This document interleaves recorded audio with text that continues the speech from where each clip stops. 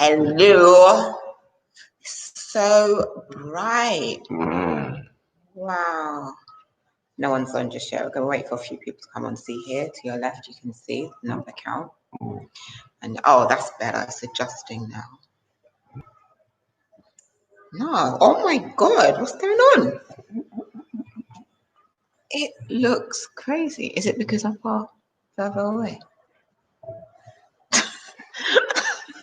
What is going on? It's so bright. Hello. Hey. Say hi in the comments, guys. Press the like button. Well done. Thank you.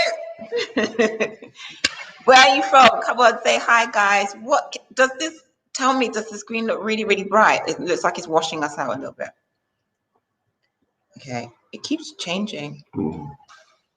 I wonder if it's this. Maybe it's trying to Hey to Jerome Beach Bar and Restaurant. I know you're gonna kill me. I haven't been yet. I'm coming, I promise. I know I keep saying that. Hey, oh, they said hi, Papa. What's up, Papa? Hello. How's everybody in YouTube land? Lamont Reynolds said hi, America. Oh, what's that? America? Oh, you're from America. Oh, I forgot to put the question. Hold on. This is the topic for today. I'll just wait for a few more people to come in and then we can discuss. So yeah, there's the topic. Just keep it in your minds for the moment. It's to build a house or buy a house. And then obviously Daddy is here and he's going to tell us his little life, his little story, his repack story, about his little what did I call them again? Yeah, so I said your little cold knobbly knees. You weren't so knobbly because I was younger. Yeah. Oh, Ringo 45, you made it this week. See, I told you he was coming back this week. What's up? How you doing? He says, what's up, Aisha and Papa? What's up? What's up? What's up? Oh, Lamont Reynolds said, hi, I'm from the USA. Oh, hi. So I thought it would be good to have a topic on building. The screen looks crazy. I don't know if it looks like that for you guys, but for us, it looks a bit washed out. Like it's really bright. It keeps going, yeah, dipping and changing. I'm sorry for last week's live as well because my parents rewatched it and then I didn't realize how bad the connection was.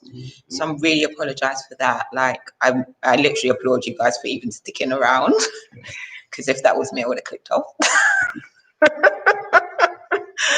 Just being honest. So thank you. I appreciate that big time. Oh, we've got Ron's the builder. Good evening to you both. Oh, so you're a builder. So this would be quite interesting for you. I wonder, is that why you decided to join today? Oh, Ringo 45 said the screen is fine. Oh, that's great. Thank you very much for that. Oh, good. Oh, good. Okay. All right then. So I don't know why it seems that way for us. It's fine. It looks fine at the moment, but anyway. Oh, to Jerome Beach Bar and Restaurant, to Ruby, sorry, said that you look young, Pat. Oh, I look young. Like that. Thank you. Tell you his story and then you'll find out how young and youthful he is. I'll just wait for 5 minutes and then we'll get started. So if you have any questions about building, now's the time. I'll try and answer them. Dad will try and answer them too. Or if you just have a preference to build or to buy, what is your preference? I know what mine is. Well, I think I know what mine is anyway. You haven't told me yet, Aisha. I think. But Dad, wait for 5 minutes. He's trying to jump ahead, isn't it? Are you the host? That's the host. Host of the mostest. Oh, maybe I can sit back because it's not so bad. Oh, here we got some more people coming in. Bush Goodard. Hi, Shemaine and Dad. You guys look great. Thank you very much. How are you? Oh, and Happy New Year to anyone that I haven't spoken to. Happy New Year. Happy New Year to whatever. Humble Gambian, our sister, our mother, our queens, because all Black women are royal. I'm proud to call you the Queen of Africa because you have Africa in hearts. God bless Mama Africa. Extend my best regards to Papa. Oh, that's beautiful. Thank you very much. That's heartfelt and very, very beautiful. Yeah, thank you very much. Definitely. Oh, so Turubi Beach Bar and Restaurant says, by the way, I'm from Bethnal Green. I didn't even know that. Bethnal Green. So were you, oh yeah, wait, because you're currently not here, right? From what I can remember. And you said someone else is looking after your bar and that. Ringo 45, mine is to build, but the way I want to run from London, buying isn't such a bad idea. I hear that. How are things in London at the moment? Okay, so we've got to 5 minutes. So Dad asked me a question. He said, what is my preference? So far, I think I want to build or buy. The only reason why I say I want to buy, right, is just because of the stress of building. It can be stressful, and I just don't know if I want that stress. And I know a lot of people say to me, oh, but then you can't have the house where you want it. And like, the one thing I love here, you can literally design it how you want it. Doesn't matter. There's no limitations as long as you can get the materials for what you want. The builders here are really good. I've seen so many different styles of houses. So really and truly, the sky's your limit. But like, I just don't know if I'm ready right now. At this present moment, I feel like I would buy. You would buy. Yeah, at this present moment. I would say build. Yeah. That's what I would say. Because when you do build, you can have it to your specifications. Yes. And not only that as well anyway, because if you buy something that's been built already, you don't know how well it's been built. Yeah, true. So I'd rather the stress at the start of the process rather than the stress after I'm already in it. Because basically from you're in the house and it's already been built for you, you start seeing certain things that you don't like or certain other things that you think that it could have been done better. It's harder for you to make those changes as well once the house has already been built. Yeah. So, I mean, I would always go for building, even though it does cause a certain amount of stress and things like that. But at the end of the day, I'd rather the stress at the start of the process rather than the stress whilst I'm in the building itself. Because there are certain things that could have been done that you don't like the way that it's done. Because, for example, when we're doing our place, what I've noticed here is that the traditional way of doing your drainage is to put it through your foundation, which I was totally against. So none of the drainage goes through the foundation at all. And the reason why I was against that is because pipes do rupture, pipes do age. And if you've got your pipe running through your foundation, going out to the outside, if most of it is buried under the foundation, you're not going to know when it's leaking. And then once that leakage starts, I mean, it might take a year, 2 years, 3 years, 10 years. Or if it's been seeping for a long time, after a certain length of time, it's just going to cause damage. Yeah. And that damage you don't really want. So it's just changes like that we did when we were doing our build. So all our pipes run on the surface. Nothing goes through the foundation at all. So if by any chance anything does happen, you can see it happening. You can address it rather than having to. And the other way that we had it done was the fact that none of our pipes are buried within any of the sand and cement work, only on the outside, where it's going to be running towards, like say, the soakaway or anything like that. That's all of that's going to be buried under. Soakaway is where all your waste goes. Cesspit. They Yeah, call it soakaway here. They call it cesspit in England, and there's other finer names for it, but I won't mention those right here. Gonna be PC. Have to be PC on my channel. PC, please. Yeah, so that was my preference when I was doing art build. It's just to make sure that all my pipe work is visible, so that if I have a problem, then fine, I can address that problem. Because the thing is that, for example's sake, what I've noticed is that a lot of the pipe work is always sort of buried within within, like say for example, like say your shower, for example, you've got pipe work being buried into the sand and cement coming up for your showers and your taps and whatever. Okay, sand, the lime in the sand and cement is going to erode that away after a certain length of time. As I said, it doesn't always take. It doesn't take. It might not be. It might be 5 years down the line that this happens. Then you find that you're going to have to wreck the whole of your bathroom in order for you to be able to actually sort of make those changes. Okay, and are you going to be able to find the same tiles? Is the other big question. Or would you have had enough repair for you to be able to make those repairs? That's the other question. But if your pipe is running, if it's not running underneath the surface of the sand and cement, then you don't have a problem. Yeah. You fill it, treat it, and it's done and dusted. Yeah. But even though it has been a while, I mean, it can be stressful building. But still, I think I still prefer that stress at the start of the process rather than once I'm in it, basically. I hear that. I hear that. Very long-winded, guys. That's daddy for you. Just joking. Let me see what some people have said in the comments. But I do agree, and that I have heard a story, but I'm not naming names, that someone was once in the shower and the pipes burst. Feces and everything went flying. So yeah, that is a point, and it's something to think about, and it's something I genuinely didn't even think of until you were even telling them when we were there, and I was just like, but yeah. So, and I know even the plumbers that you spoke to said it's a good idea, isn't it? By the way, anyone that's just come in, please can you hit the like button? Also, anyone else that's just coming in, we were just discussing about my dad's preference to build or to buy a house. And he was just explaining that the reason why he feels like it's best to build a house is because he feels like there might be stress at the beginning, but while you're in your home, there'll be less stress.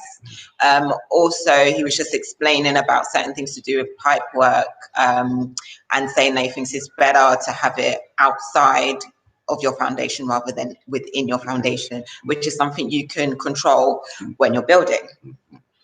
There is another option though, because like for instance, like some of the estates. Yeah. So here, like not in London, like I don't know if it's the same like in America, because I know I've got some people from America that come. Hi everyone, by the way, I'm not ignoring you. I will get back to the comments. Just give me a second.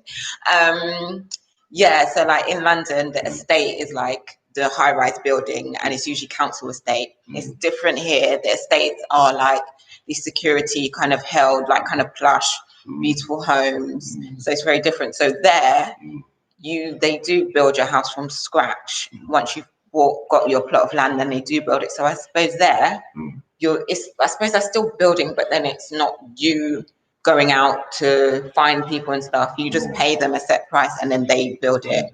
And I'm not too sure if you're able to tell them where to, say, put your pipe work, for example. Yeah, I don't know. I remember I was talking to one of them and kind of asking them a few things like, but I'm not sure. You do have like total say in how you want the outlook of it, like your decoration, but the style of the house, you don't. You just choose whether you want a 4-bed or 2-bed or whatever, and then they build it with their specifications that they already have, like their own architecture and whatever. Sorry, 1 minute. But the other disadvantage with having like say your pipe work going through your foundation, the other disadvantage is that it's okay. You might think to yourself, okay, we'll have the toilet here, but when you actually finish and everything, you think to yourself, oh no, I don't really like the toilet in that position. I want it moved over there. You're stuck. You're stuck. If you have your pipes running on the surface, you don't have that problem. You can go into the space that you're doing. You said, okay, I'll have the toilet here, I'll have the toilet here, have the bath, this there and that there. Not a problem. It's easier. It's easier as well. So you're not fixed, not unless somebody's sort of come with a brilliant plan where everything just fits exactly. But nothing nothing can go like that all the time, because whilst you're building, there's always going to be certain hiccups when it comes to sort of what you need to do, basically. So where the pipe might be put, maybe it might not quite be where you really want it, but then, as I said, you're just stuck with it. Yeah. So that's the disadvantage of having your stuff going through your foundations. So that is one thing that we decided not to do and things. Okay, let me see what you guys are saying. Ringo 45 said, mine is to build. Oh yeah, sorry, I read that, didn't I? Turubi Beach Bar and Restaurant said, my mum and I are Gambian. They moved to London in the 60s. Oh, okay. I see. So then you're British as well, kind of like me, how I was. So Fon's the builder. It is better to build or to buy. I am in two minds. I'm not sure. Okay. I hear that. I think once you get here, then you can kind of make that decision more so for yourself, you know? Fon's the builder. That's exactly what I was thinking. Better to build your own, then at least you know what type of build you're going to have. Yeah. And you do get like, you'll get little quirks and things within your house, even though you build it. It's not going to be like 100% perfect. But I think that gives it character. Yeah. Yeah, the other, I was going to say something, but it's gone out of my head now. Oh, sorry. Chairman Cisse says, greetings to everyone watching. Yes, that's nice. Say to everyone, hey, guys, we are not liking this. Listen, can we like the like button, please? Come on, don't let me have to tell you off. Be nice to me. Marcel Bojang, hi family. Fon's the builder. He's so right. That's exactly what I would do. Well, that's good. There you go. Marcel Bojang, that's good building your own house. The why you like, the way you like it is the right thing. And Tudor Beach Bar and Restaurant, yes. So yes, I'll see you're British like me. So Bethnal Green, I actually didn't know anybody when I was in London that was Gambian besides myself and like some family members. But I didn't have any Gambian friends. Not at all. Can I just interject with something? Yes. I think the best way that you can go forward with when you want to build here, the less stressful way, is to have a building contractor that you can trust to do the work, and then you have to sign a contract between the two of you, or even the three of you. Might even be the lawyer might be overseeing the whole process. So once you do that, then it makes it less, okay, a lot of people might turn around and say that, oh, you're going to save money by doing that. But you're gonna end up spending more money by doing that. But that is not the case. I don't think that is the case, because basically if you're sourcing your own materials, from you turn up at the site, the price goes. From you turn up to get your materials at any sort of place, the price goes up. Yeah. The price goes up. If they know you and you're a regular builder or contractor, then like it's just like if you go to any kind of shop and you're quite familiar with certain shops in London, or within a certain trade, you'll be able to get it at the best price that you can get it. Yeah, exactly. And if that builder is making a little bit on top of it, it's better than, I'm pretty sure it's going to be less than what it would have been if you went to the site yourself. Because from everybody here sees that you're repack, the price goes up. And that's the world all over. It's not just here. Yeah, it's just anywhere. It's just anywhere. It's just anywhere. Yeah. I was a decorator back in London and things like that. If I was pricing a job in Tooting Bec, which is in South London, it's going to be far different to if I'm pricing a job in Bishop's Avenue, in Hampstead, Millionaires Row. You understand? You understand what I'm saying? Get your coin. Exactly. So it's something that goes on all over. It doesn't matter at all. And not only that, I can't blame the brothers and sisters, because okay, maybe us as diasporans may have a little bit more money than the local people. So why not make everybody eat, make everybody happy, make everybody eat? That's what we're here for, to try and develop this country.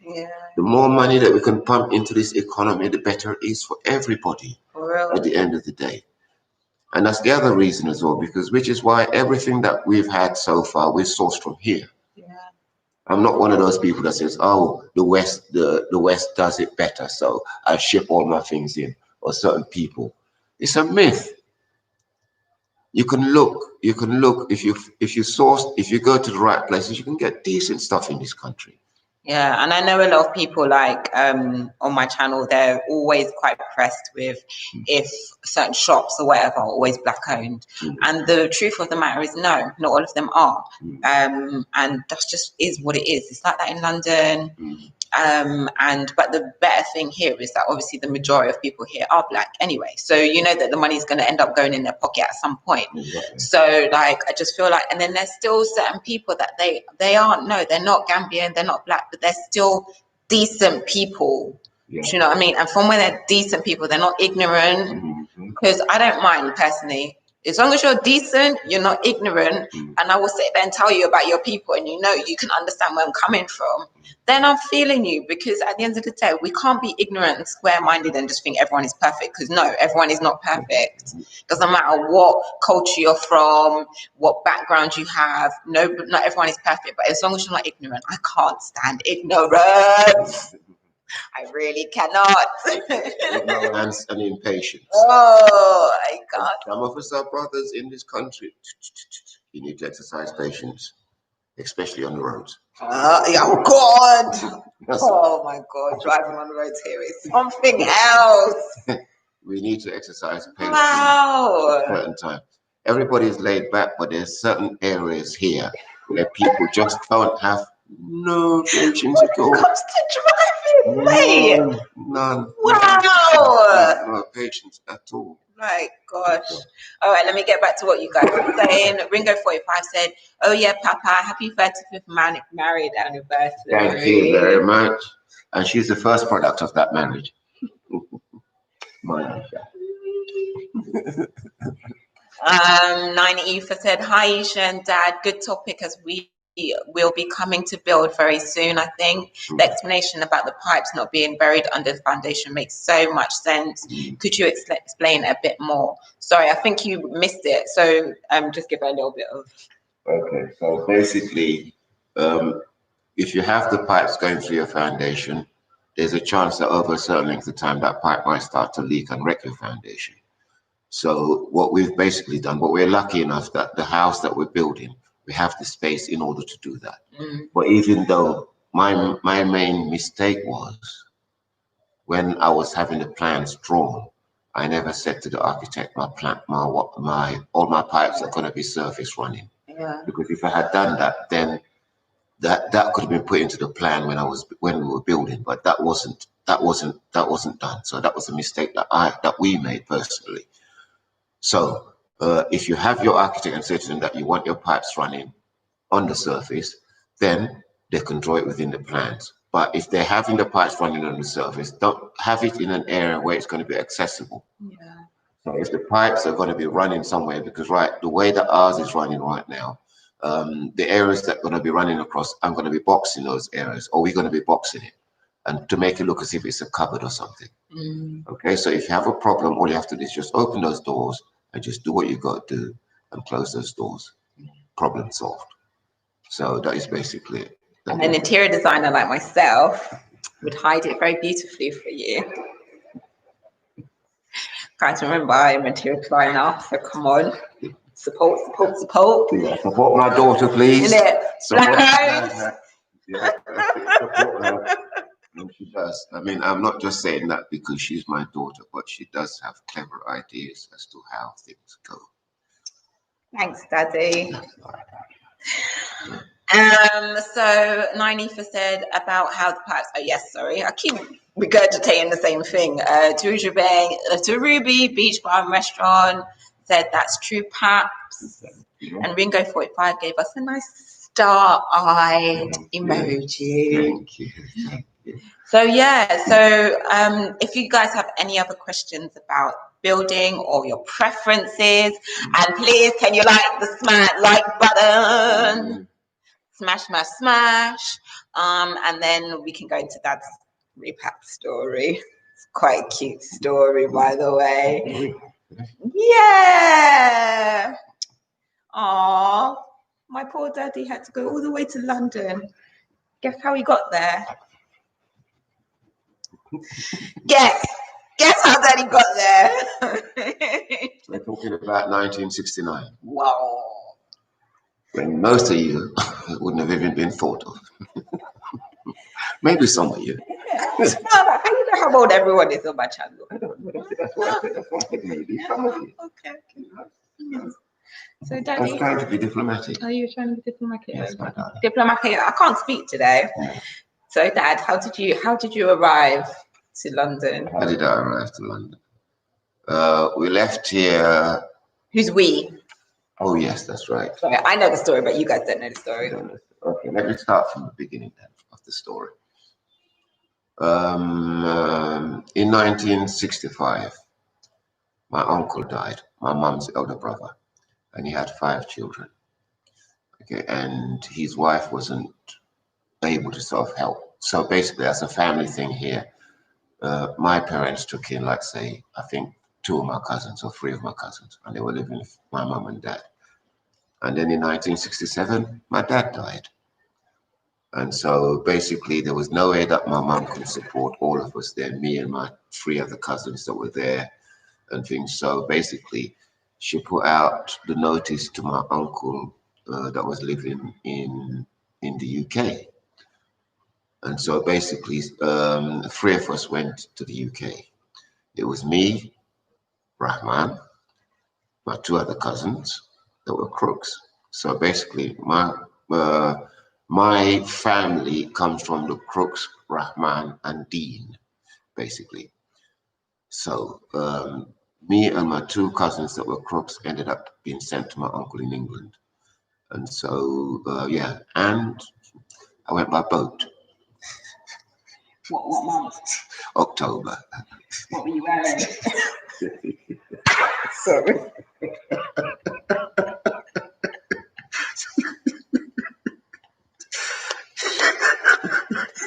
Catch this. What was he wearing?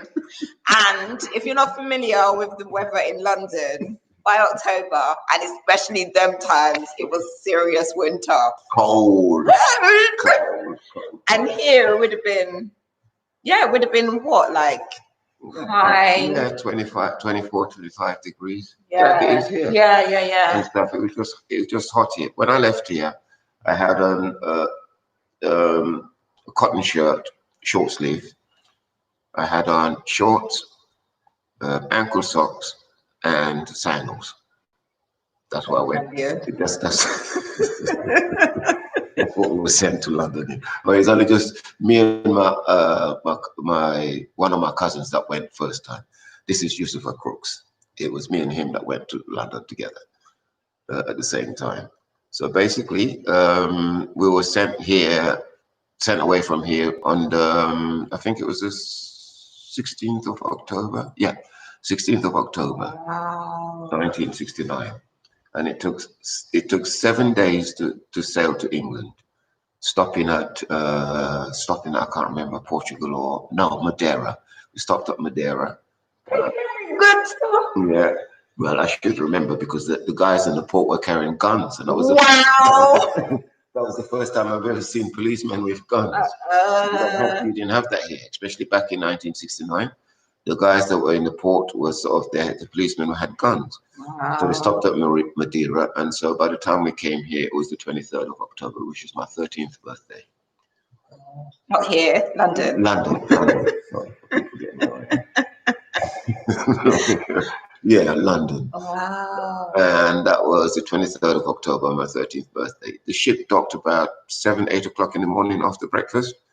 And the lady that was looking after us because when we were being put on the boat, my mum never came with us. So she basically left us in the care of this lady to look after us while we went over to England. And so, but then when we got to England now, the lady had to go because she'd been waiting there because we docked at 8 o'clock, and by 10, 11 o'clock, this lady had to go because we were expecting my uncle to have come and picked us up. But he wasn't at the port. We didn't see him. And then came 1 o'clock, we got fed. And then 2 o'clock, we're still waiting for this man to come by. Then Mr. Akbar Oh, bless you. And to make it worse, the crew members had keep telling us we're going to take you back to Gambia, and that made it even worse. Oh. After being there for so long, after spending 7 days at sea, the thought of coming back to the Gambia wasn't really what we wanted to hear, basically. But also, you told me you were quite excited to go to London. Yeah, I was excited. I was really excited to go to London because when I left here, I'd only just started at Gambia High School, and I was only basically there for about a couple of months before we then had to we went to London. And so, yeah, so when we did get to London, as I said, in shorts and everything, it was freezing cold. My uncle never turned up, and apparently what happened was that we were just standing there looking, waiting, and people were taking the mickey, telling us they're going to take us back. We had some meal. I had a meal with some of the crew members and things like that. The actual the guys that dealt with the cargo and things like that. We had that, and then and then later on we couldn't see my uncle coming, so I just started crying even more and thing. But then my cousin was smart because he's a year older than me. And so all the time he looks as if he must have been planning and shit. He never cried. He my tough boy. Oh, you're the good boy.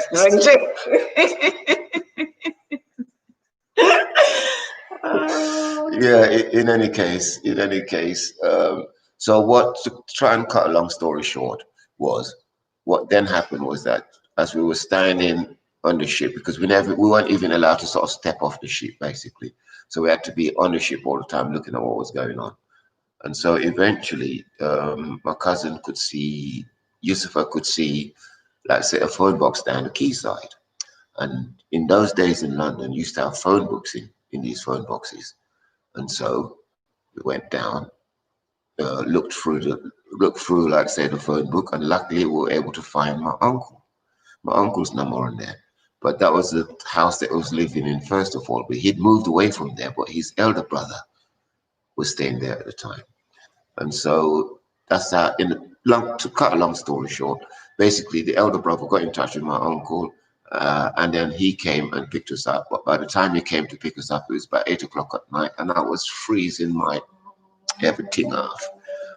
By the time we got into the house because I think the port that we had docked was Southampton. And by the time we got to the house, it was about 10 o'clock at night, I think it was. Because I could remember news at 10. I could always remember that boing, boing sound when news at 10 was coming on at the time. But it was freezing. And then from that time onwards, my favorite friend was a heater. Trust me. When we lived in London, it didn't matter what month it was. If it was cold, Dad, the heating went on. I remember every time we would be at home, right? If, like, say, me, my brother, and my mum were at home, or just someone was at home anyway, he would come in. Why is the heating not on? It's freezing. It's freezing. Put the heating on. It's freezing. It's freezing. Literally all the time. So I got so used to that, and that actually rubbed me into trouble when I moved out. Yeah, because when I moved out now, and I was living with another friend of mine, Louise. When I was living there now, I would be in the front room, heating would be up high. People would come in and be like, bloody hot, man. It's so hot in here. I'm like, no, it's nice. It's nice. See, I like to be in my house and be able to just wear whatever I want. I don't want to be put on layers and layers of clothing. And that's your fault. It's not spoiled. I never spoiled it. You spoiled it. I can't lie, I'm a little bit spoiled, little princess. But anyway, we digress. Let's carry on and see what you guys said. So, what was we saying?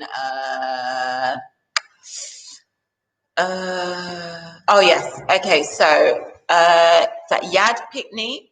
I agree with your dad. Where I live, the homes are designed that way. Pipes run outside of the homes. It's on one side of the homes. Oh, okay, cool. Where do you live, Yad Pitney? That's interesting to know. He said, Yad Pitney said, run where? Ringo 45, what is your opinion on building container homes? I don't know. I think it's definitely possible. I've seen a container shop, which is like on the main road. Sorry, me saying that to you doesn't mean jack. But yeah, there is a container shop here that I've seen. And I'm sure you can do it. I just don't know 100%. much about it, do you know anymore? No, I mean, because I've seen, like, say, certain container places that have been done on this channel, for example, on YouTube. Yeah.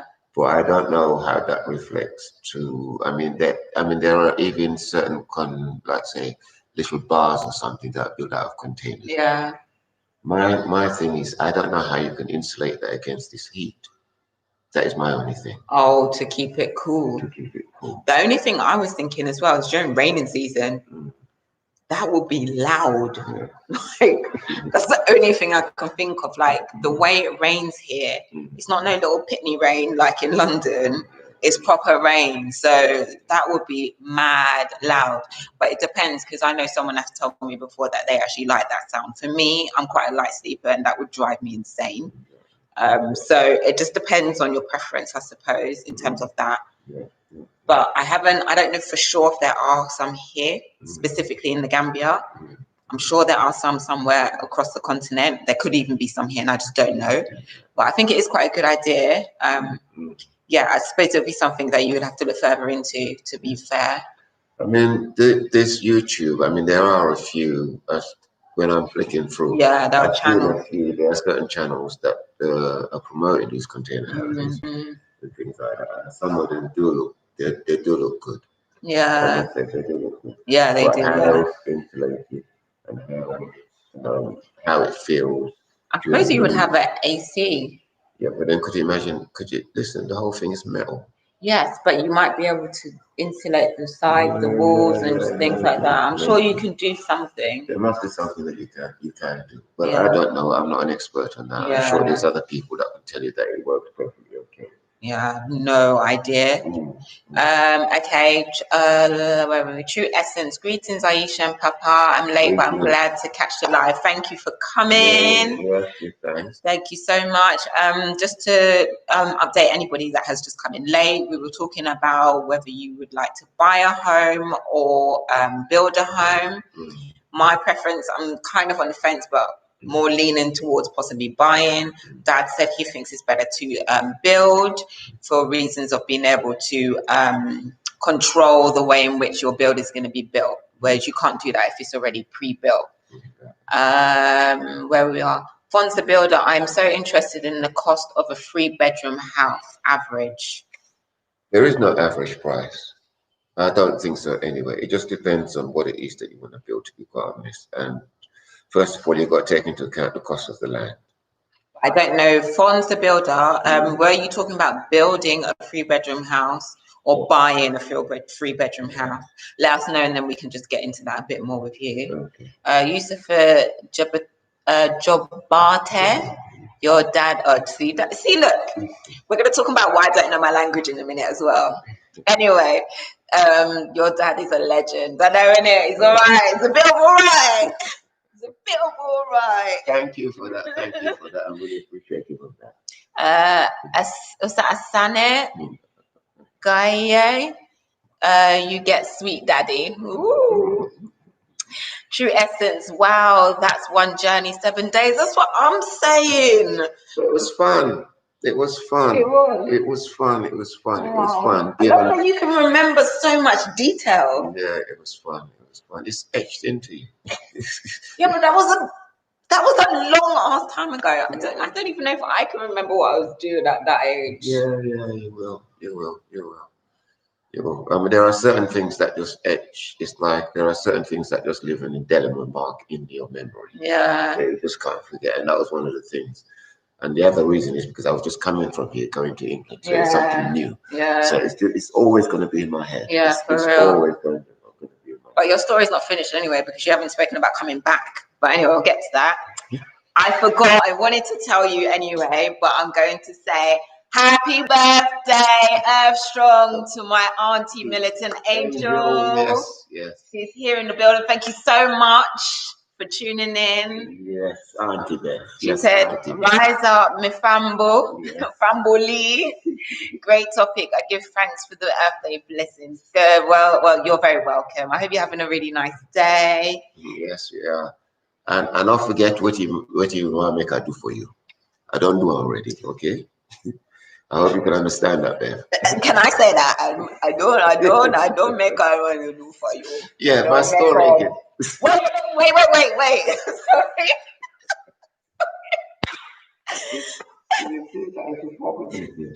What I should have done with this child. What I should have done with this child, right, is to send her backside over here for about 10 years. Can I have a pound, please? Do you know how many times I've heard that? Thanks. Actually, not a pound, $1,000. Forget so when we're there. Anyway, 9E4, thank you so much. Very helpful. You're very, very welcome.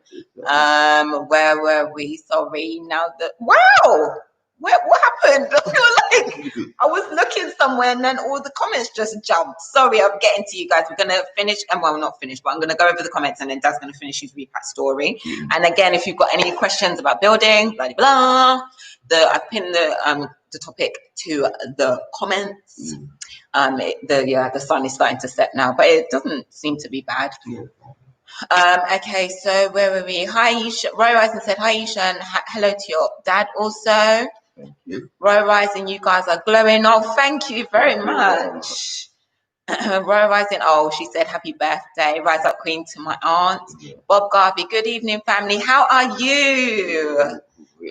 How are you, Bob Garvey? 9E4, can you recommend any reputable contractors for building? Thank you, guys. Very informative. Yes. Who are building for us? I'm trying to think how I can give you that details. You can either go to my building, my first building video that I did with Dad. It's literally a thumbnail with just me and Dad. There in the description bar, I put all the information there of the contractors. They're really good. They're called Earthwork contractors, and our contractor, he's the CEO or whatever. Alpha Jallow. Yeah. By the way, that's a very, very, very, very popular name over here. So, but anyway, where are we? Etsa Sunko. I hope I said that right because I was literally looking at your name the other day trying to pronounce it properly. Hi, how are you? Yad Pickney, you asked how your dad got to London. I said him run where? Oh, I see. Yes, he did, but he's going to tell the story. He's going to tell it as well. Ringo 45, I'd love to build a container home. I watch them on YouTube sometimes. Someone built one in Lagos. Oh, cool. Yes. I saw that same one as well. And it looked very, very nice. Wow. It looked very, very nice. So then I reckon if they build there, they can build it here. Yeah, they must be able to build it. They must be able to build it. That's why I said there's plenty of information on YouTube. Things like that. You can look at what's there, and then but there again, you've got to find somebody. The only problem with that, you've got to find somebody that specializes in doing that's the only thing I would say. Yeah. But you never know, there could be someone here. Yeah. Pickney said, I'm from Jamaica but live in the Middle East. Wow. Oh, cool. Okay. Yeah. True essence. Damn, that journey could not have been easy, especially as a child. Oh, well, he said he enjoyed it. So I enjoyed it. But I was able to play table tennis and certain other things, play darts, which I've never done before. You just remember these things. No, because seriously, I keep saying just ride a rocking horse. It was fun until we got to England. That's when the problem started. Oh, I can't believe you were standing there cold like that. I can't even imagine. Royal Rising asked the question to Yad Pickney. Wow, you are well traveled. That is like living in the Middle East. What's it like living in the Middle East? She said. Fitawari Fitness, peace family to you too. Ringo 45. He said, happy Earth Strong Militant Angel. Ron's the builder. The cost of materials to build an average 3-bedroom house. The thing is, this question, so many people keep asking me this question, and I really have to reiterate that there is no set price. And the reason being is because your plot of land makes a difference. Where it is makes a difference. The materials you want to use makes a difference. Your contractor makes a difference. Also, how you want to build that free. Do you want it a 3-story house or a bungalow? So that also makes a difference. There's just so many. And then what material? Yeah, because like for instance, our house is the red brick house, earth blocks. If you use that, or if you use the regular cement, and then other. So it's someone one time, I think they put a kind of roundabout starting off mark. I can't remember for 45,000 or something, I think. But I really don't know. The best thing for you to do is just to come here with whatever copper, pennies, cash, everything, whatever you have, just come here, and then you just have to start from there and start making connections, speak to people. That's one thing that I love here. You can literally just stop someone on the street and just ask them a question. So like about anything, even about if you want to know where to get your haircut, you can easily do that. Just stop someone on the street, ask them, boy, where'd you get your haircut? Like, or if you see someone building a house, boy, who's doing a house? Or, do you know what I mean? You can ask anyone. Like, it's as easy as that. It's not as rigid and as square and as tight-lipped as UK is in the West, yeah. So what were we? Ringo for Fonz the Builder, we already said that. Bob Garvey, I missed all that story. Oh, don't worry. Well, we're going to continue from when he decided to move from London to here. Just rewatch it, Bob Garvey. Rewatch. Give me some more views, eh? Watch the adverts as well so I can get some money. 9 Eva, happy solar return at Militant Angel. Oh, and Ruby Beach Bar also said happy Earth Strong to Auntie Bev. Got lots of people saying happy Earth Strong, happy Earth Strong. And Bob Garvey, that's Aku. Oh, so you know what you were saying? I didn't. Anyway. Look, Ruby Beach Bar and Restaurant said that it's Aku as well. Yeah, I love how you lot know. I didn't know, I only knew what my tribe was about a year ago. Anyway, I need to stop because soon it was coming to an hour and I usually close in an hour. So let me see what else anybody else said. Oh, so Fitwari Fitness says Daddy has a voice for radio. We keep telling him he should do his own YouTube channel. He says no. You'll get forward. It's not gonna just nip in and out. Royal Hudson said, I know Militant Angel is banging out the good tunes and vibes in. I can't wait to get out there. Militant Angel said, yes, my niece and my brother P are fully understand the patois. Tudor Beach Bar and Restaurant said there is no price control, so you have to shop around for the best price for materials. Exactly. So that's why there's such a difference in that's why I can't say to you, your house is going to cost you X. I just can't, and I don't want to lie to you. I don't want to give you a price just to appease you. It's just not going to help. So you just have to come and find these things out and, sorry. Yeah. The thing is, it also depends on what you're building. Okay, it just depends on what you're building, basically. So, best way is you come here, you see what it is that you want to build. Have plans drawn up for you, and then get a price from those plans. It's the only way that you're going to know how much it's going to cost you to build whatever it is that you need to build and stuff. So that is the only thing that I'd say to you. And the other thing is you have to be aware of the cost of the build, because a lot of the time the house, to actually build a house is one price, okay? And then to finish, the finishing, which is the more expensive part of it, is another price. This is what we weren't aware of to start off with, because we just thought it was just going to be a house, we're giving a price. So now we find that we're having to sort of kit the house ourselves rather than just having paid the amount we were quoted with in the first place. You're only quoted to build a house, or make it clear with the person who's with the contractor. What does it contain? What does a full house mean? Does it mean that I'm going to have, like, say, all the heaters, the fans, the windows? If you want AC, is it all going to be inclusive of that price? It's the tiles, the size of your windows, the tiles, yeah, the tiles, It's the paint work, it's everything. The taps for the bathroom, the shower, is the kitchen going to be included?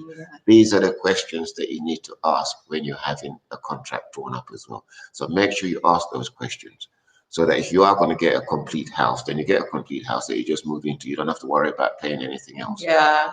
So that's the apart from your furniture. Apart from your furniture. Yeah. And having your furniture moved there. Yeah. So basically, and that's the other thing. That's another variant that can cause, that could either be up or down. Is the fact that if you decide that you're going to get yourself, that's the other thing as well, because a lot of people rely. Here, the water supply is not really reliable, which is one thing that really ticks me off. So what you find is that a lot of people have boreholes and stuff. If you can have a borehole on your property, it's going to cost you more. So those are the costs as well that you've got to sort of try and factor into whatever that you're doing. Are you in an area where you know that you're going to be getting water 24/7 and it's uninterrupted?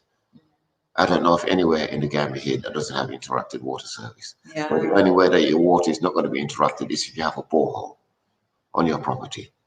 And if you just have your land to start off with, you're not going to have no means of power there. So whatever borehole you put there has to be a solar borehole, so that water can be got, so that if you need to sort of be building blocks and things like that, you have water, which is one of the main components of when you're building. You have to have water on that side. Yeah. Otherwise, you can't go nowhere, you can't do nothing. Yeah. And as time goes on, you'll need to have electricity, so then they can see as they're decorating it. Yeah. And one thing that's been really helpful for us is that where our build is, our neighbour has actually been supplying us with electricity, and for a small fee. So like if you're gonna build in the middle of nowhere where you don't have neighbours, then that's something else you're gonna have to think about, where you're gonna source those things from. Exactly. So that could be another added cost. So there's so many things you have to think about, and it's so different. I mean, obviously, I don't know what it's like to build anything in London, I've never done that, never had the luxury of being able to. So I assume these things would be a bit different than it is here. But yeah, you have to really think about certain things, and the only way you can really find out some of these things is when you come here. Look at the place. Yeah. See where it is that you want to build. Do you want to build in a built-up area like where we are now in Kotu? If you're lucky enough to get a piece of land in Kotu, I doubt it. Not unless you buy something and you're going to raise it to the ground and build your own on there. Or are you going to be, say somewhere in Kesiri, or maybe, which is a little bit further out from Kotu? Or are you going to be in Bijlo, which is heading towards Turntable? Or are you going to be out in, say, a little bit further out, like, say, Sanyang or somewhere like that, So, yeah, so, I mean, it also depends as well, because if you're going to be at those far away places, did I leave the gas on? Too right. Daddy left the fire on, Lord.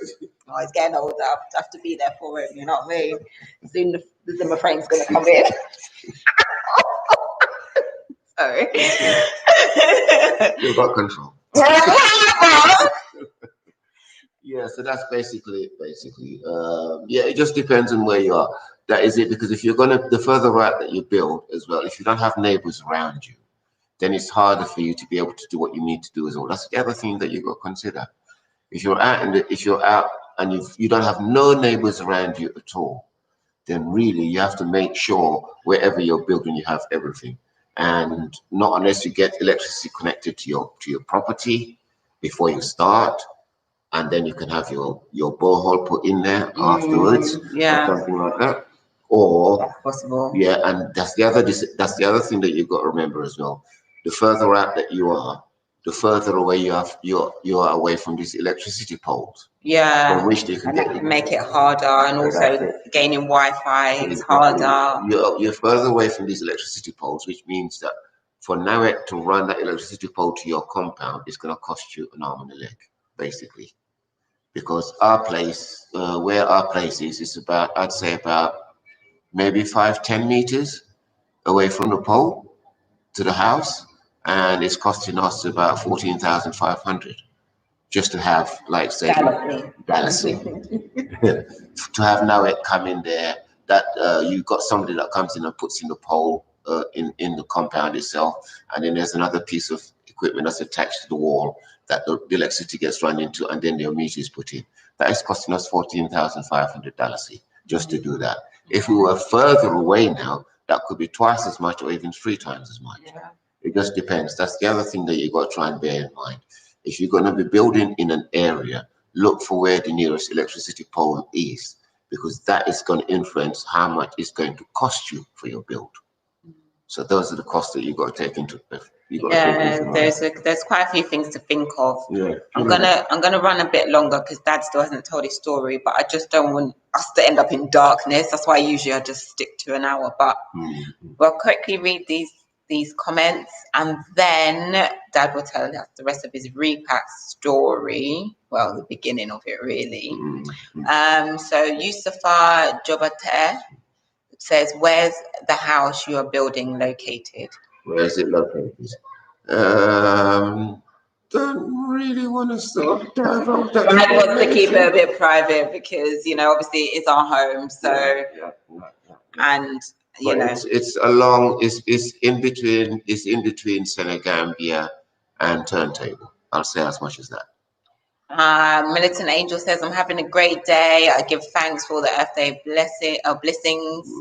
9EFA, would you suggest purchasing materials in Gambia or Senegal? Apparently, I heard you can only get the black stone from Senegal.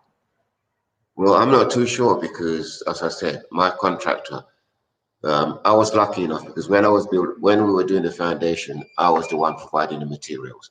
And so basically, I just had somebody, I don't know where he sourced the black stone. So I think he had to go to Senegal for it. That's true. But then you just pay a fee and the stuff gets brought to you. Yeah. And that's the thing as well, because the black stones aren't cheap. Because when we were building black stones last year, not for the 10-wheeler, the bigger truck, which is, I can't remember the size that they call it. That used to be $75,000 just for a truck of black stones. It's bloody expensive. Okay, Naifa also said, "Thank you for answering all my questions. You're very welcome." Fons the Builder said, "Can you have a borehole wherever you build, or is it in a certain spot where you can know the world?" I don't know. I think you meant drill or something. No. I mean, it just depends on, because I think you can do a borehole anyway, basically. It's just a matter of the people being able to know exactly where they can actually tap into the I can't remember what they call it, the underground water system, basically. Sometimes they might not have to go so deep, but other times they might have to go quite a lot deep. Because I think with our borehole, they had to go down about 20 meters or more. Okay. They did hit water at a certain point, but then they went a little bit further down so that, you know. Yeah, to make sure the flow. Just to make sure that the flow is good. The flow is good. Okay, Dee's Village. Hey family, I'm late. Greetings, Aisha May, father and chat. Hello. I'll try and maybe keep it another 10 minutes because, as you can see, it's getting dark now and the lighting in here is not very good. Once we're in our house, it will be better. Before I forget as well, I just wanted to mention that I'm not going to be live next week, or possibly, I think I might have 2 weeks off from lives, but I'll still be doing video content. I just want to say that because I know I'm like, I'll forget. Fons the Builder, sorry, drill the boiler. Can you drill anywhere? Okay, so we answered that. Yeah. Bob Garvey says, "Hi to Dee. Bob Garvey, saw your vids. They are great. Thanks for sharing too." Oh, so does Dee's Village have videos? So you're talking about, I didn't know that. I should have a look. Roger Rising, wow, there is so much gems of information. Thank you. You're so welcome. That's why I thought I'll have Dad come on, because, you know, he's that one. We call him the teacher.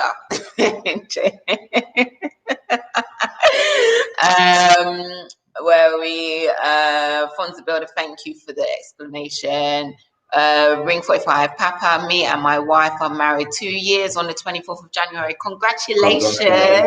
Said, what are your tips to stay married for 33 more plus years?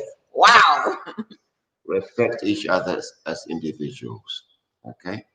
No one is to try and override the other person, because it takes two people to tango. Life is hard enough on your own. Okay, it takes two people to tango. So treat each other with respect. Just treat each other like you want to be treated. Don't mistreat each other. Talk to each other.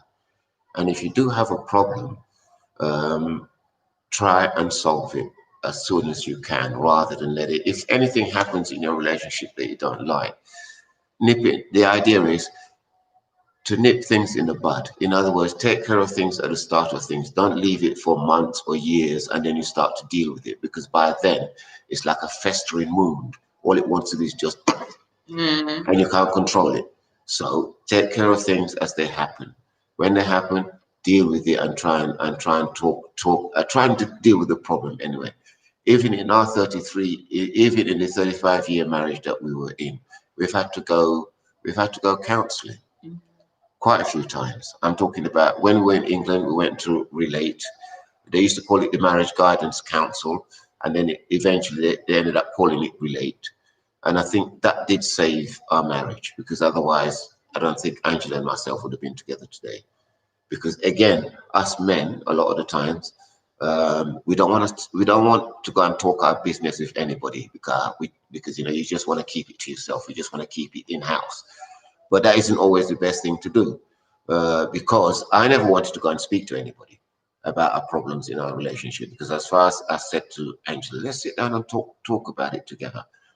You talk about it, but because you're not really listening to each other like you're supposed to be listening to each other, you'll carry on for a little while. And I think we carried on for about another 7 years, and then all of a sudden that was it. Came to a stage where Angela said, right, we're not having it anymore. Sorry, I'm just trying to get some more light on her. Let's move this up forward. Oh, sugar. So that we're at the window a little bit. Whoa. So that we're at the window a little bit more. Yeah. In any case, that's what happened. So in the end, we had to go counselling, really, and that kind of saved our marriage, because I was against it altogether. And go to professional counselling. Don't go to anybody that just says they're a counsellor, whether they're a religious leader or something like that. If they haven't been trained to counsel a married couple, they're not going to do you no favors at all. So that's what I'd say. Don't be afraid to go and seek help if you need to in a relationship, but make sure you seek professional help. Just don't go to anybody, to your friend or something like that, to your friend that don't have a man, or your friend that's having problems in their relationship themselves. That's not going to help you.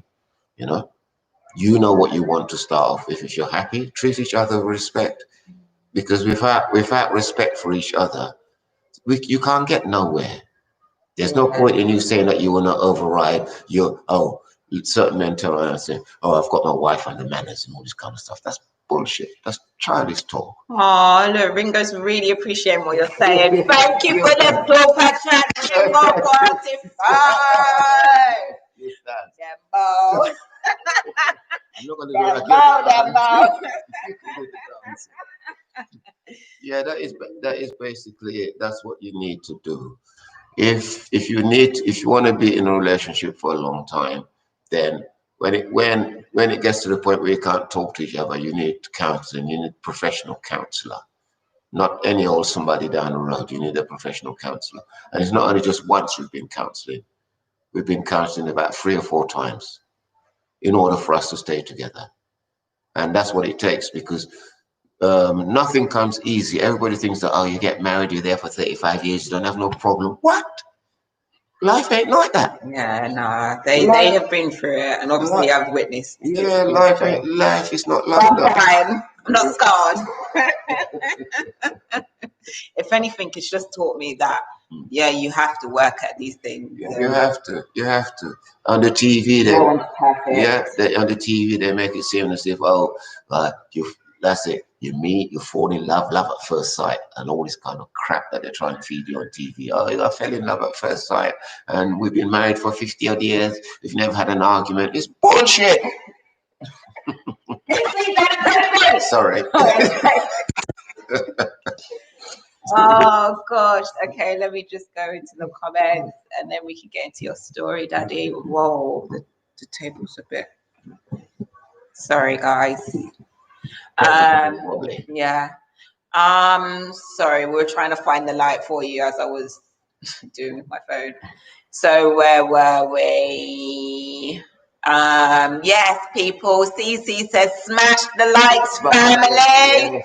There's 40 people and 30 people have liked. Come on, guys, support me now. Amina Timothy Clark, great live. Love your channel. Looking forward to coming over this year. Fonz the Builder's wife. Laugh out loud. Oh, nice to meet you. Nice to meet you. And thank you so much. I'm glad you guys enjoy my content. I do try.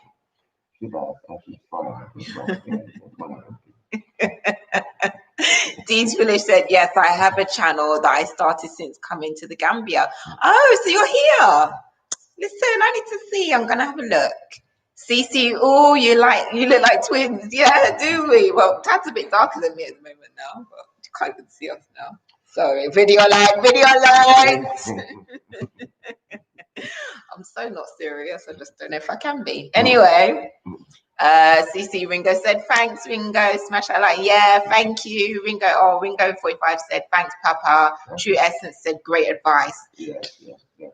Okay, so now Dad's going to continue to talk your ears off and tell you about his journey back home. I can't even see you. Need to allow you more time because it's not me talking right now. It's you. Yeah, where do you want me to start, my lovely? Well, initially, like what made you decide to come here? Because I know initially you and Mum were going to go to Jamaica. Yeah, because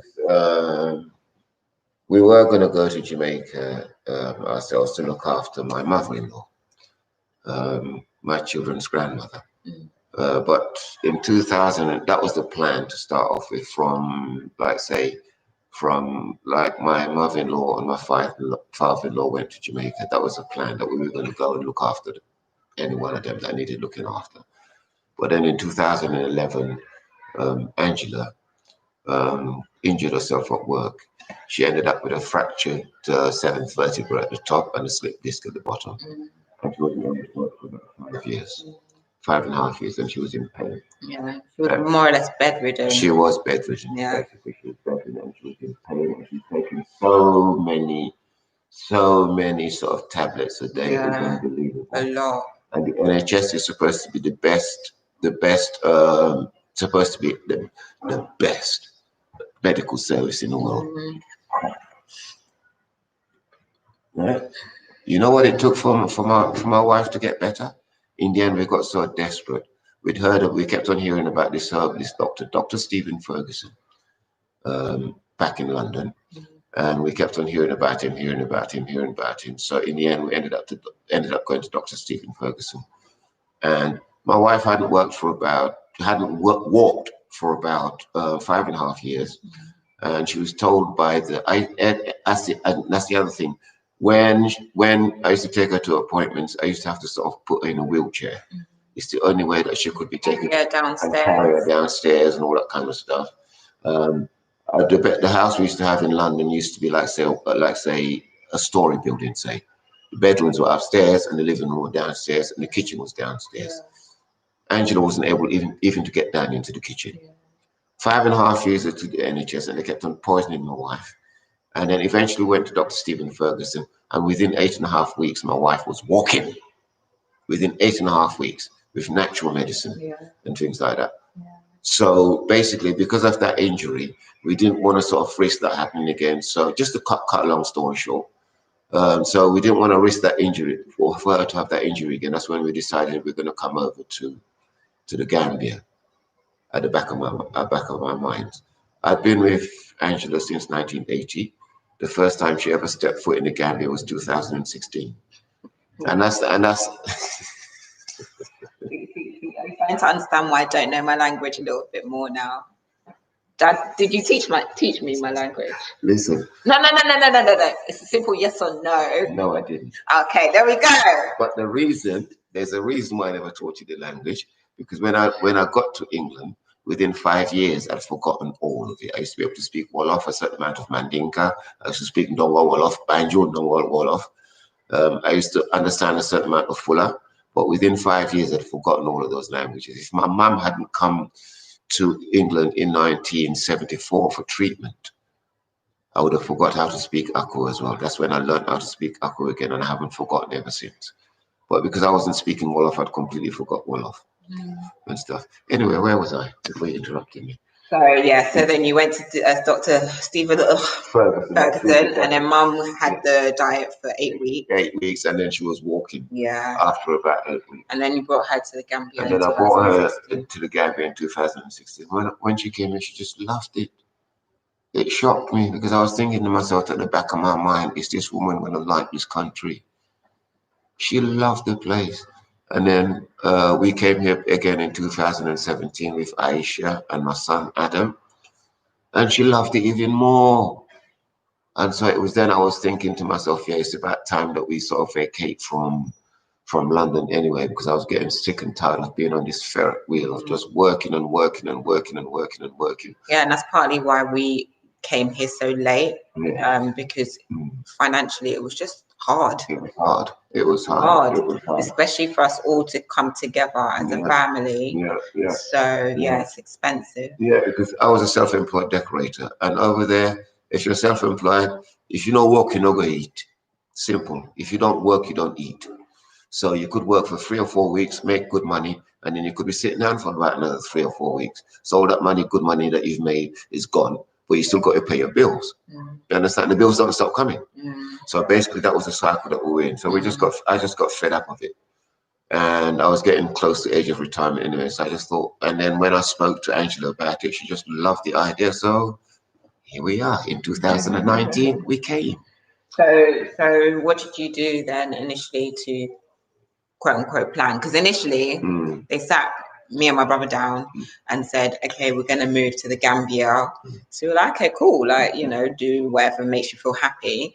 And they said within about 5 years we're going to start making that plan. So and I don't think you were intending to sell the house at the time, were you? No. So we're going to keep, that's it. They're going to keep the house. They're going to give that house to me and my brother. And then we were probably going to live there or whatever. And then they were going to come out here and build and etc. But then I don't know what changed your mind.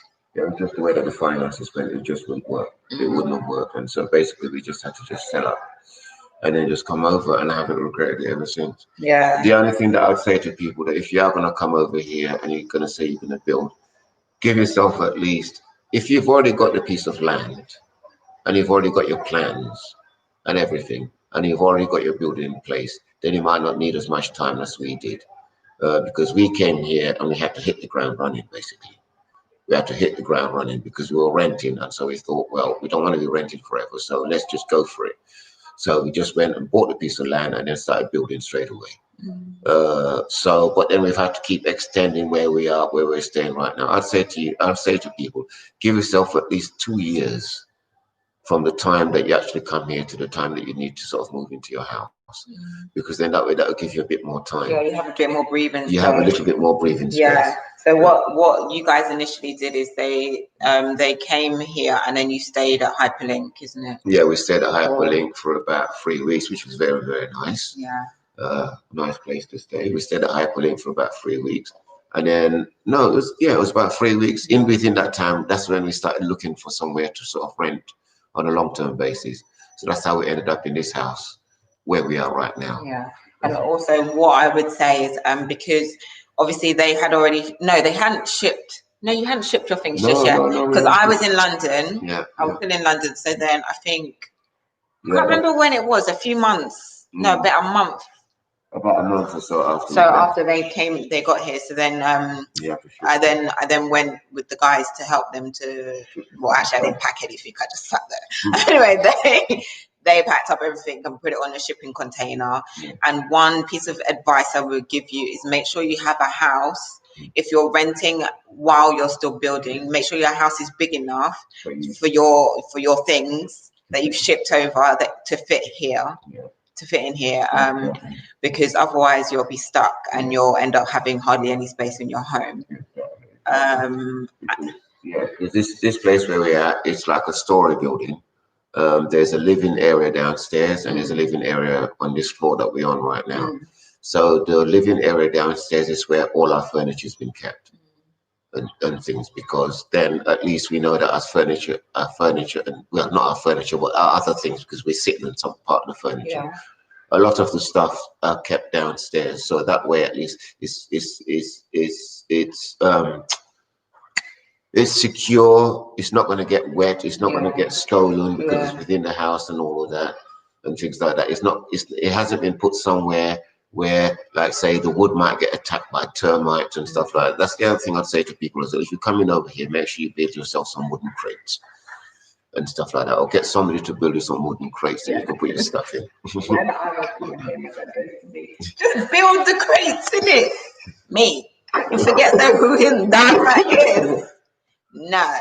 So She used to go to work with me when she was younger. I did used to go to work with him. Used to decorate. Yes, used to be good at filling, rubbing down, painting. I'm not good at filling. But you were at the time that you were, the age that I used to take you to work, you were okay and stuff like that. That was like when I was like at secondary school, if that. There you go. But anyway, so I did find on eBay that you can actually buy crates.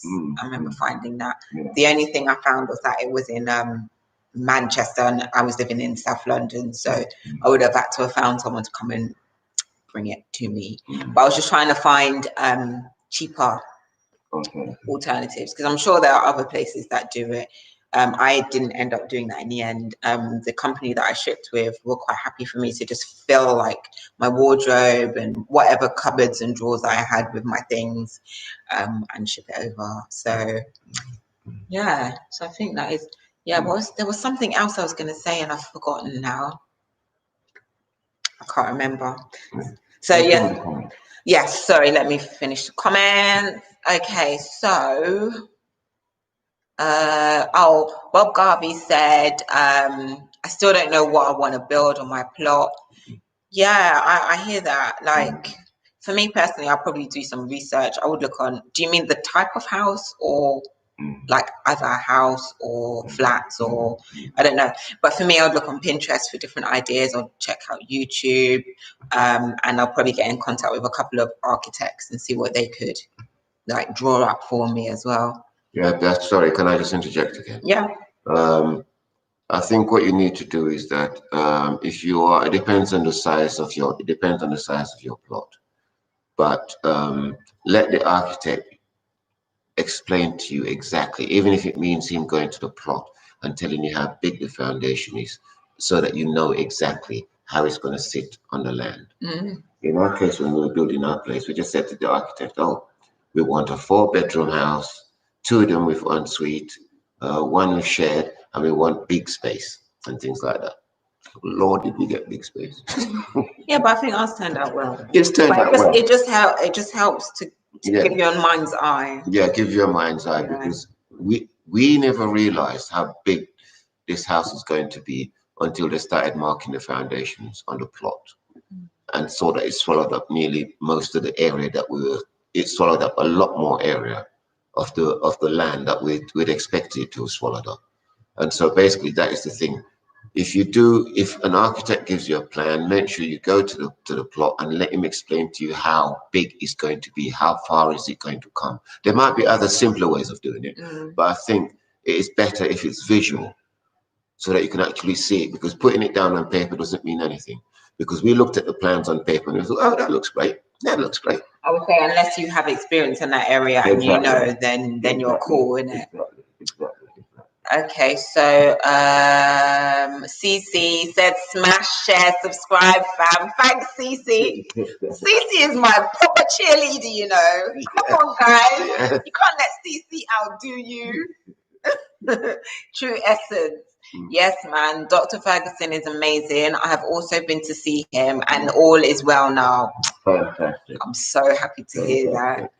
I'm so happy to hear that. Natural medicine is the way to go. Yeah. Pharmaceuticals are only there to kill us. Yeah.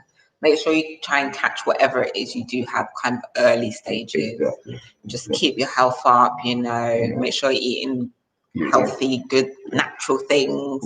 And, you know, just looking after yourself. Our health is our wealth, man. Ruby Beach Bar and Restaurant. Wow. Nainifa, thank you, Aisha and Daddy, for this live. Very useful. You're very, very welcome. Cece said, can we get the link for Dr. Ferguson? Dees Village has put it there. What I'll do is I'll put it in the description box as well. I'll put that information there. Cece also said, inspiring story, uncle.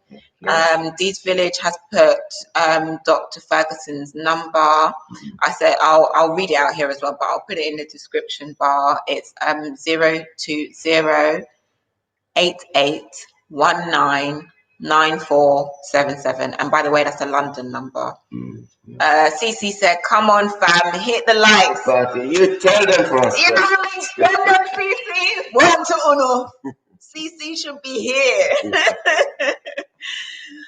True Essence said, wonderful, your story touched my heart. Thanks for sharing. You're very welcome.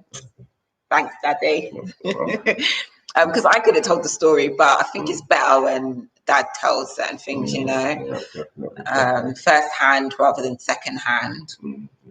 Dee's Village said, Dr. Stephen Ferguson, she's given the mobile number. The other number is landline. He's excellent. I have used his services. Sorry, Aisha May, you were busy, so I added the information. No, thank you very much. Fantastic. That was super helpful. You go on. Super helpful. Thank you. And I will just, if I can copy that, I'll just copy and paste it. Let me see. I might see if I can do that now. Yeah, I can. Okay, there we go. I'll copy it and then I'll put it in the description bar. Okay. Bob Garvey, wonderful live. I'm Netflixing with Aisha May eating super kanja on lockdown. God, would you? We had the baddest pizza super kanja yesterday, you know. It was nice. Guys, if you like okra, try super kanja. Even if we don't like okra, try super kanja. Yeah, but some people don't like the texture in it. Yeah, but they might still like it. Yeah, it's so nice. As long as you got a good cook. Or if you make it yourself. We buy it. And she's a beautiful cook. Zainabu. She's in Kotu. Aquarius School for Kids said, did you ship your items in a 40-foot container? Once your items were shipped, how did you get items to your house? Because basically, the shipping company, you pay a shipping company that takes it from wherever it's stored in the West, and then it is brought over here. Once it's brought over to the Gambia or whatever country that you're in, you then need an agent to actually go. You have to pay the agent to actually go and take the container out for you from the docks. And then you also have to pay for it. Well, the payment includes taking the container from the dock and delivering it to wherever it is that you live, to your door. And then they do have, like, say, they'll have laborers on board. That's going to be an extra cost as well. They have certain laborers on board that they have to bring to help you bring the stuff into your house. And I mean, it's not a great deal of amount that you have to pay these laborers and things like that. So the cost isn't that because I think what it was for the 40-foot container that we had to sort of bring, I think it ended up costing us about $64,000. That was last year. I don't know whether the cost has gone up or it's gone down, but I think it worked out to be about $64,000.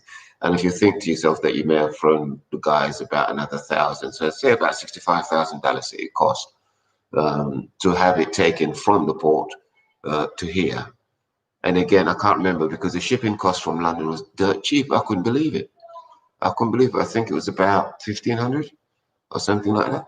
1,500 to 2,000 pounds. And that was for a 40-foot container. No. I'm saying how much, how big the house was, so they can have an idea of how many. Oh, right.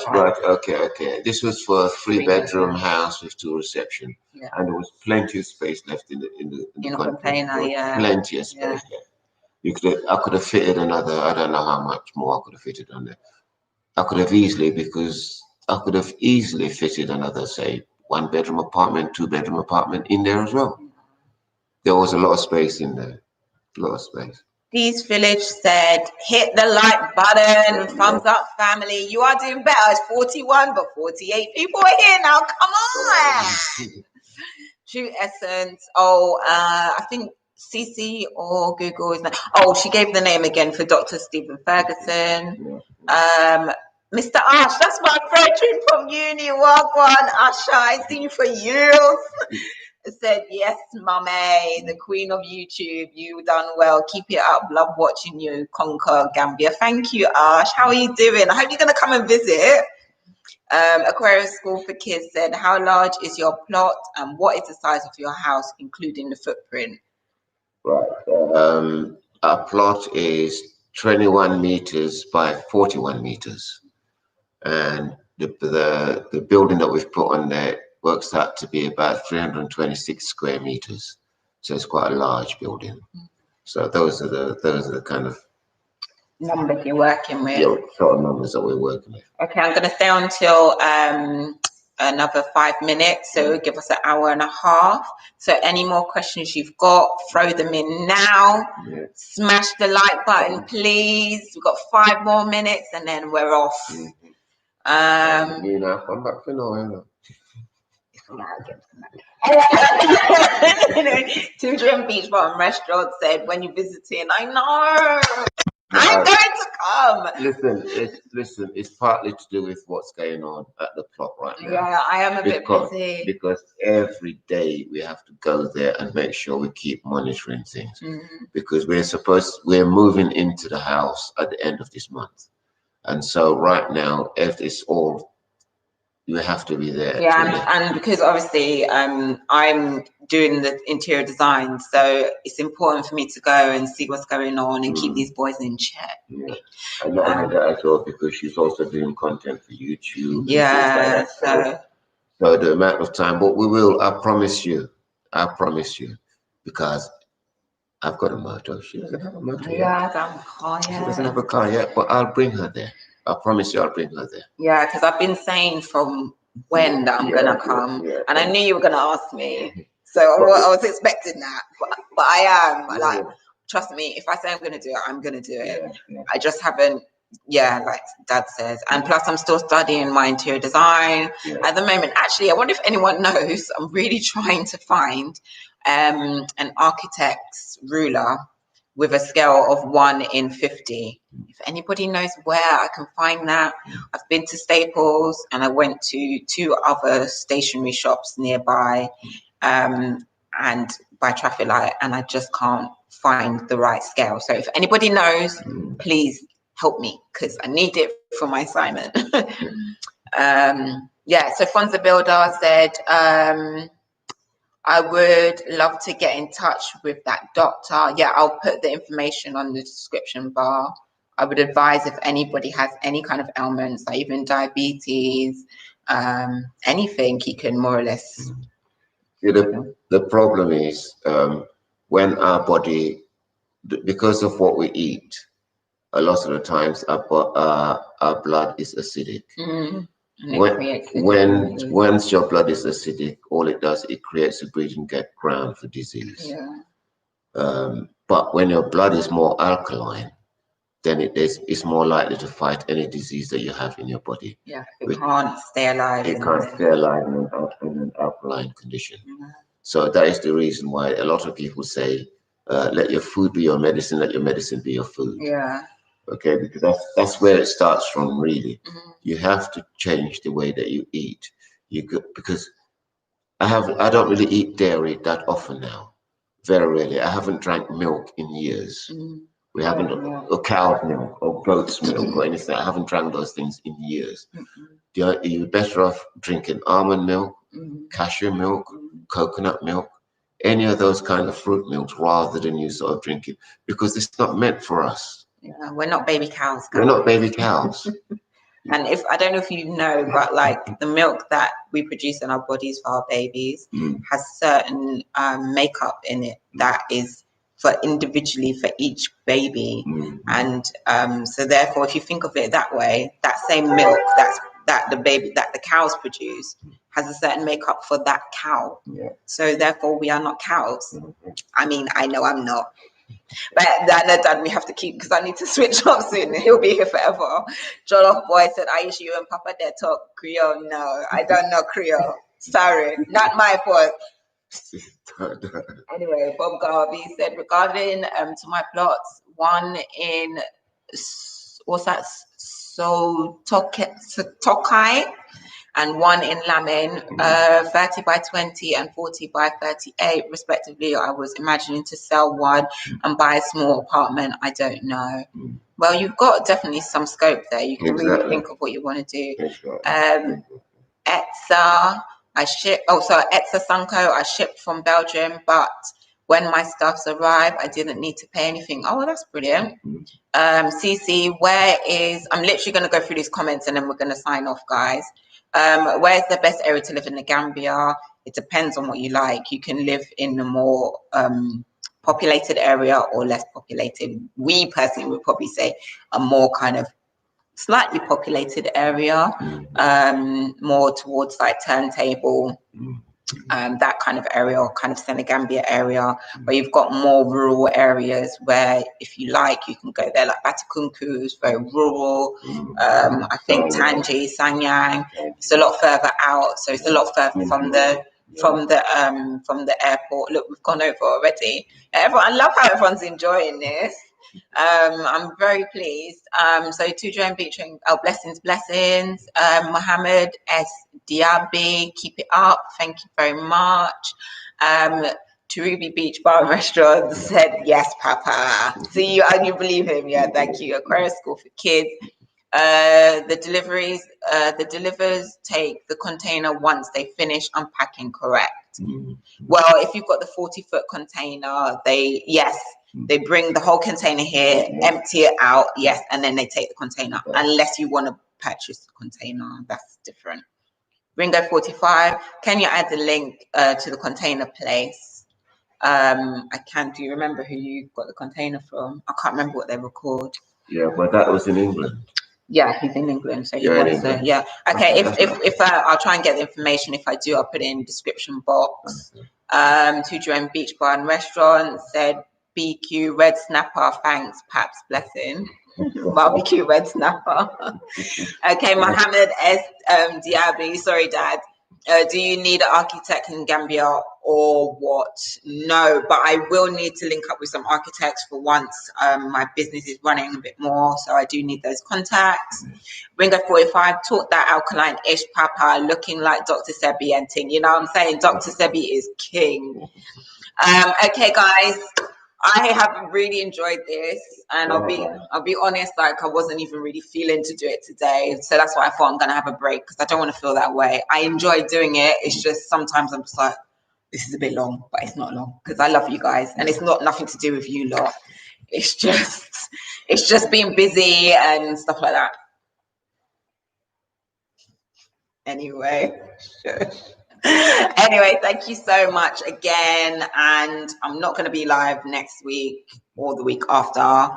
If I change my mind, I'll let you know, but for now I just want to have a bit of a break from the lives. But obviously I'm still going to be uploading content for you beautiful people, and any information about Dr. Ferguson I'm going to put in the description bar, and the information about the container, as long as Dad remembers, I'll put it in the description bar. If not, you know, you can contact me via Instagram and my email, and that's it. Remember the name of the shipping company. Oh, Ascope. Yeah. Okay, guys, thank you so much. Have a wonderful evening or wherever you are, and keep rising. Keep your vibrations high. Stay alkaline. Stay away from acid. And sukurbi. Buy sukurbi. I don't know what sukurbi baho. Because no good. Oh, okay. All right, guys, thank you so much. I'll see you in my next video. Take care. God bless. Bye. Bye.